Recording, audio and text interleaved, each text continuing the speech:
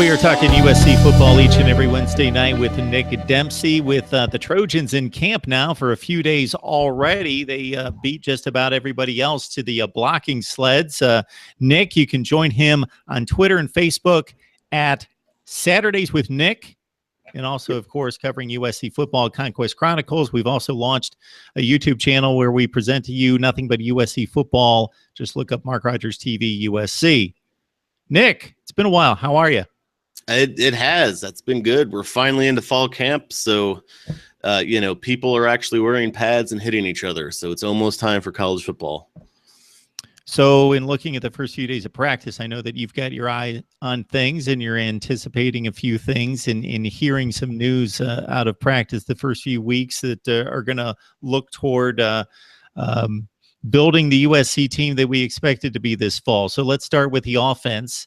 And I'm guessing they don't need to practice. They're so good. The hype is so big that basically they're just going to go out there in shorts and just kind of toss it around for a couple minutes and then hit the beach. I think that's the agenda. You know, the way the hype is surrounding USC, I honestly believe some folks might actually believe that. Like Sam Darnold's just going to show up, clap his hands, 50 points will show up on the scoreboard, and we all go home. But no, there's a few question marks and there's a few things that are, really exciting about the offense. I'm not going to spend a whole lot of time talking about Sam Darnold because, that's been covered literally everywhere on the internet. But what actually excites me is the guy going to be lining up behind him, which is Ronald Jones at running back. The entire running back unit for USC is very deep and it's very exciting. And they have, 4- and 5-star guys all up and down that roster. They just brought in another 5-star running back in February.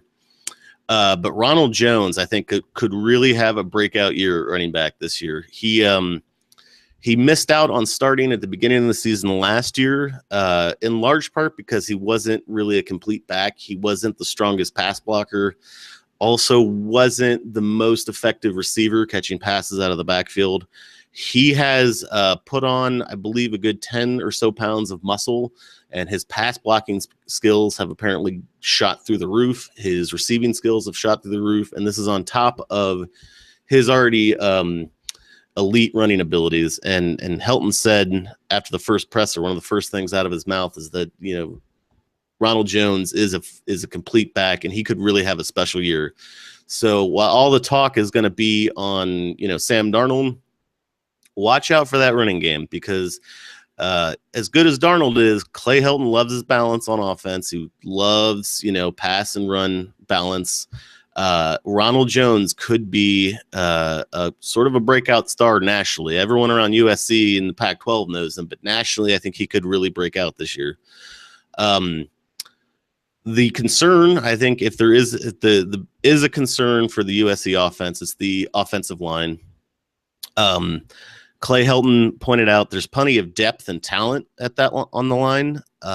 He's really impressed by that, but they're replacing 3 starters. They have 2 or 3 guys who spent time playing last year coming off of major injuries.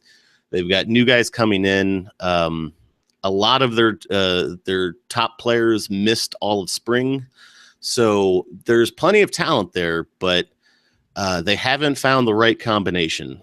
Where they want to put guys where. Right now, they're kind of looking at Toa Lobendahn at left tackle, Chris Brown at left guard, Nico Fala at center, Viane Talamaivao at right guard, and Shuma Adoga at right tackle. But they are cross-training several guys at multiple positions. Like Toa is training at both left tackle and center, I believe. They're just moving guys around.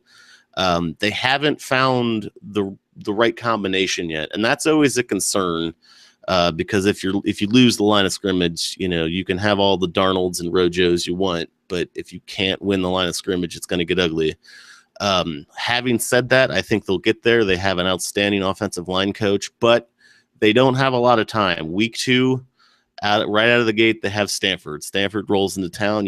Stanford's front 7 is just going to be bringing all kinds of pressure just all the time. So they've got to get it figured out by week 2. And then week 3, they have Texas right after. So there's not going to be much of a reprieve there. So the offensive line is the biggest question mark. There's talent there. It's just about getting the guys in the right slots.